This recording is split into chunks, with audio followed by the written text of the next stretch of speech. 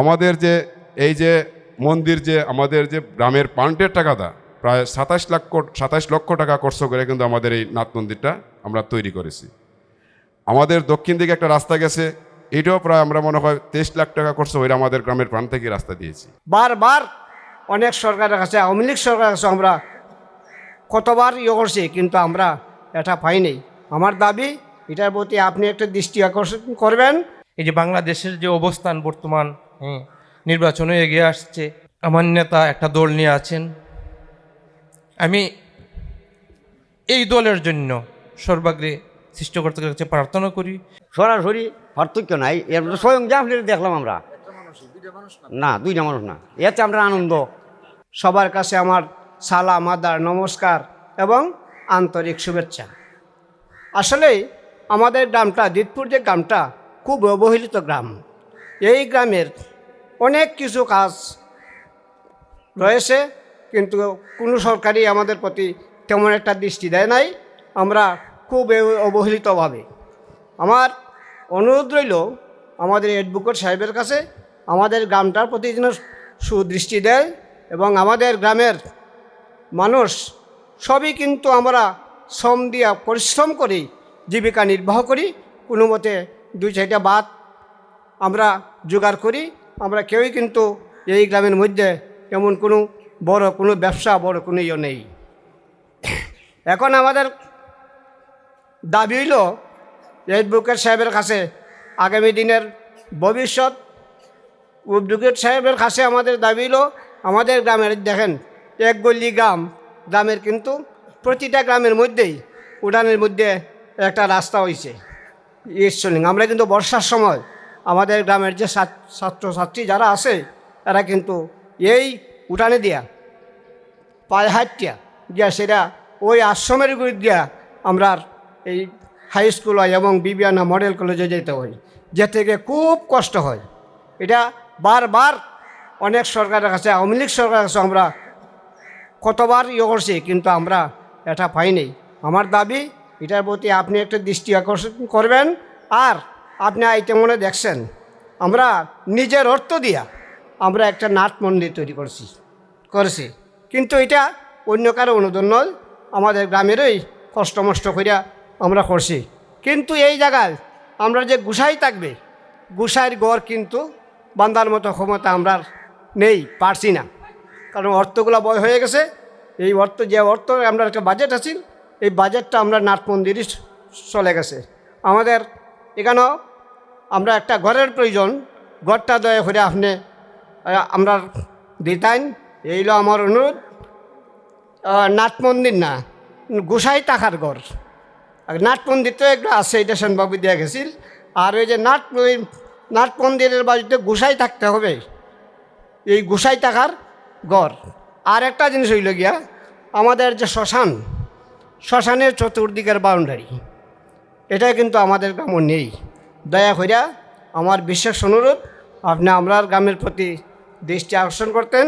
আর আমরা গ্রামবাসী আশা করি, আশীর্বাদ করি, আপনার সামনের দিক যেন উজ্জ্বল হয়।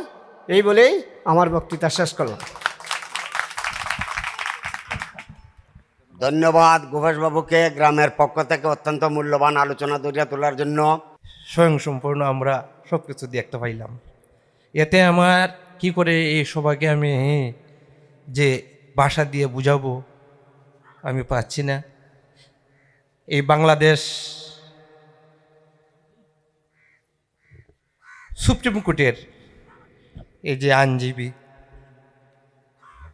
তিনি আজকে এই যে আমাদের দ্বারা এসেছেন, উনি যেভাবেই আসুক, আমাদের কল্যাণের জন্যই আসুক, দেখার জন্য আসুক, ওনার জন্য আমি সৃষ্টিকর্তার কাছে সর্বাগ্রে প্রার্থনা জানাই।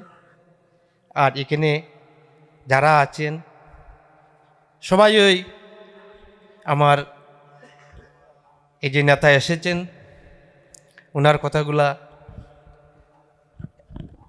দৃষ্টিপাত করে আপনারা শুনবেন।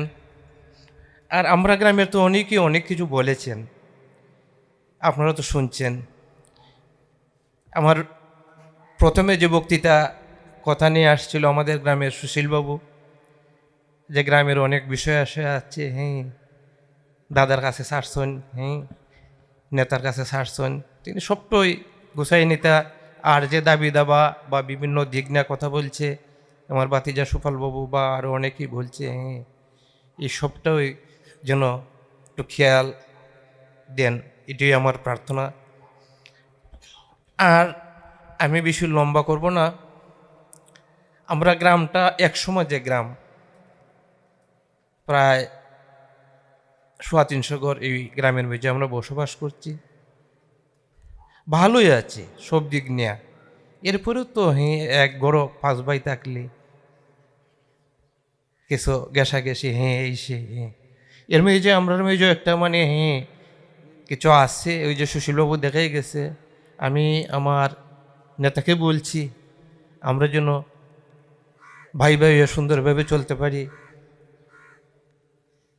এই যে আমি এখানে দাঁড়িয়েছি সাদা কাপড় পরে, হ্যাঁ এভাবেই চলতে চাই, চলিও। এর মাঝেও দেখা যায় হ্যাঁ দাগ লেগে যায়, ভালো থাকার আর চিন্তা করা যায় না। তা আমি সবার কাছে আকুল আহ্বান, আমার নেতা আসছেন, আমরা এই যে বাংলাদেশের যে অবস্থান বর্তমান, হ্যাঁ নির্বাচনে এগিয়ে আসছে, আমার নেতা একটা দল নিয়ে আছেন। আমি এই দলের জন্য সর্বাগ্রে সৃষ্টিকর্তার কাছে প্রার্থনা করি। আর আমার নেতা যেন মানে আমি আবার পুনরায় আমরা তাকে যে উদ্দেশ্যেই আসুক না কেন, এই উদ্দেশ্য সফল করে আমরা সফলতা আনতে পারি, এই বাস্তবতা দেখিয়ে আমার নেতাকে আমরা সবাই সামনের দিকে অগ্রসর হয়ে যেতাম। আমি আর বেশি বলবো না, সবাই ভালো থাকেন। আজকের এই সবার যে আমরা এই সুন্দর মুখ আমি চাইমু আমার নেতার কাছ থেকে কিছু কথা শোনার জন্য, আমরা সব দিক নিয়ে যেন সব দিক খেয়াল দেওয়ার জন্য আমরা একটা শান্তি প্রভু দিয়ে যান, এই কথা বলেই সবাই ভালো থাকেন। ধন্যবাদ। সরাসরি পার্থক্য নাই, এর মধ্যে স্বয়ং জাফলের দেখলাম আমরা, না দুইটা মানুষ না, এতে আমরা আনন্দ। তো যাই হোক, এতটুকু বলে আমার বক্তব্য আমি শেষ করছি, আর বেশি লম্বা করি না। উপস্থিত আমাদের নির্বাচনীয় প্রথসভার সম্মানিত সভাপতি ও আমাদের প্রাণপ্রিয় নেতা জনাব শিশিরমণি ভাই, উপস্থিত আমাদের ধিত্তুর গ্রামের শ্রদ্ধাভাজন ময় মুরব্বিয়ান ও আমার সমবয়স্কী ভাইয়েরা, সবার প্রতি আমার শ্রেণীমতে নমস্কার ও আদাব রইল। তো আসলে আমি কি বলবো, পূর্বতন বক্তারা যে বলে গেছে, আসলে আমার কথাটা তো একই লাইন বাতই আসবে। তো একটা কথা আমার একটু ভিন্ন আসতেছে, যে আমাদের এখন বাংলাদেশটা ক্রিয়ামোদী দেশ, ক্রিয়ামোদী দেশ এবং স্বাস্থ্য ব্যবস্থা এবং যোগাযোগ এবং ক্রিয়া, এই তিনটা নিয়ে আমাদের দেশটাকে এগিয়ে নিতে হবে। তাহলে এগিয়ে নিতে গেলে আমাদের শিক্ষার সাথে সাথে আমাদের খেলাধুলারও একটা বিশেষ প্রয়োজন। তো আসলে আমাদের এই ধিত্তুর গ্রামটা একটা অবহেলিত গ্রাম। আমাদের এই ধিত্তুর গ্রামটা ৭১-এর আন্দোলনের পর থেকেই একবারে অবহেলিতভাবে এখন পর্যন্ত আমরা আছি। আমরা কোনো বড় ধরনের কোনো অনুদানও পাই না, আমরা বড় ধরনের কোনো একটা অনুদান পাওয়ার মতো কোনো ব্যক্তিও আমাদেরকে এই ধরনের সান্ত্বনা দেয় না, শুধু প্রলোভনই দিয়ে যায় যে আমরা এই দিব সেই দিব, কিন্তু বাস্তবে আমরা কিছুই পাই না। আমাদের একটা পশ্চিম দিকে খেলার মাঠ, মনে হয় শিশিরমণির ভাই গিয়েছেন, খেলার মাঠটা হয়তো লক্ষ্য পড়ছে কিনা জানি না। তো আসলে এই খেলার মাঠটাকে আমি চাচ্ছি একটা, আমার ব্যক্তিত্ব বানায় না, আমার গ্রামের পক্ষ থেকে, আমাদের খেলা মুদির ভাইদের পক্ষ থেকে আমার বিশেষভাবে একটা অনুরোধ, আমাদের এই খেলার মাঠটাকে আপনি একটু সুদৃষ্টি দিয়ে আমাদের খেলার মাঠটাকে একটু সুন্দরভাবে সাজিয়ে দিবেন। এটা আমার, হ্যাঁ বুড়া না, আমি আমার লাটটা মুখটা আবরই হয়ে যায়, হ্যাঁ সবসময় আবরই থাকে। তো এই মাঠটার একটু আপনি যদি একটু সুদৃষ্টি দিয়া একটু সংস্কার করে দেন, তাহলে আমাদের এই যে ক্রিয়ামোদী ভাইয়েরা আছে এর একটা আনন্দ পাবে। তো আরেকটা কথা হচ্ছে, আমাদের যে এই যে মন্দির, যে আমাদের যে গ্রামের পান্টের টাকাটা প্রায় ২৭ লক্ষ টাকা খরচ করে কিন্তু আমাদের এই নাথ মন্দিরটা আমরা তৈরি করেছি। আমাদের দক্ষিণ দিকে একটা রাস্তা গেছে, এটাও প্রায় আমরা মনে হয় ২৩ লাখ টাকা খরচ হয়ে আমাদের গ্রামের প্রাণ থেকে রাস্তা দিয়েছি। না ধনী না স্যার, আমরা ধনী না, আমরা মনের দিকটা ধনী, আমরা ঐক্যতা আছে, আমরা করার মতো মন আছে। আমরা যদি 10 টাকা আসে সেই 10 টাকা আমরা 20 টাকা বানাইয়া আমাদের পান থেকে আরও 10 টাকা এটাতে যোগ করে আমরা কাজ করাতে রাজি থাকি। হ্যাঁ অবশ্যই পারবো, আপনি যদি আমাকে দেন, আমি নিজে কথা দিলাম আমার পকেট থেকে আমি নিজে ব্যয় করবো আপনার সাথে। নাহলে একটা কথা বলছি কি জানেন, যদি নিজের রক্ত কিছু না দিই তাহলে এটার প্রতি মায়া লাগে না। তাহলে আমার যদি মায়া লাগতে হয় আমারও কিছু রক্ত দিতেই হবে। তো আপনি যদি আমাকে 5 লক্ষ টাকা দেন, আমি কথা দিলাম আমি 50,000 টাকা দেবো কালারমুদ্দির ভাইদের জন্য। তো আর কিছু বলার নাই। আর আমাদের গ্রামের যে অভ্যন্তরীণ যে কিছু ব্যাপার আপনাদের কাছে হয়তো মনে হয় ইনফরমেশন চলে গেছে, তো এটা আমি আর বলবো না, এটা আপনি একটা সুদৃষ্টি নিয়ে, আমাদের যে দিতপুর গ্রামটা কিন্তু ঐতিহ্য আছে ভাই। আপনি আমার দিতপুর গ্রামের কয়েকটা ডিস্ট্রিক্টে গেলে বলবেন যে বিদ্যা সুন্দর দিতপুর। তো এই দিতপুর গ্রামটা যেন নষ্ট না হয়, আপনার কাছে আমার সবিনয় অনুরোধ, আপনি নিজের গ্রাম হিসাবে, যেমন আপনার সামর্থ্য উজান গ্রামটা আপনার নিজের গ্রাম, এখানে নাজমুল ভাই আছে, আরও অনেকরা আছে আমার পরিচিত, কথা বলছেন। তো ওরা আমাকে বলছে যে আপনি আসবেন, আমাকে ফোনে বলছে যে যাইতে আছে একটু দেখা করিস। আমি কোথায় আসছি, আমি থাকবো। তো আমার কথা হচ্ছে আপনার কাছে আমার অনুরোধ, আমাদের এই অবহেলিত গ্রামটাকে আপনি নিজের হাতে নিজের গ্রাম হিসাবে ধইরা নেবেন, যাতে গ্রামটাকে অবহেলিত আর রাখা যান না, এই নামটা যেন গ্রামে না বলতে পারে যে আমরা অবহেলিত। আমরাও জানতে বলতে পারি যে আমরা দিরাই সালার মধ্যে 9টা ইউনিয়ন এবং পৌরসভালয়ে 10টা ইউনিয়ন, 10টার মধ্যে যেন আমরা বুক খুলে কথা বলতে পারি যে আমরা দিরাই সালার মধ্যে আমরা একটা ইউনিয়ন হিসাবে পরিচিত। এই বলে আমি আমার বক্তব্য শেষ করছি। সবাই ভালো থাকবেন, সুস্থ থাকবেন এবং আমাদের শিশিরমণি ভাইয়ের দীর্ঘায়ু কামনা করে আমি এই বলে বক্তব্য আমার শেষ করছি। আর এই গ্রামের অনেক মানুষজন, বিশেষ করে আমরা ইউনিভার্সিটিতে পড়েছি, আমাদের এক ভাই যে বলে গিয়েছেন আমাদের ইউনিয়নের খুব কম গ্রাম আছে এরকম সরকারি চাকরিজীবী আছে, দিতপুরের মতো অনেক কম গ্রাম কিন্তু আছে। এই জন্য তাদের জন্য একটা হাততালি দেই। আমরা আশা করব আপনারা যে বিষয়টা বলেছেন শিশির ভাই অবশ্যই দৃষ্টি দিবেন, আমরা বিশ্বাস করি।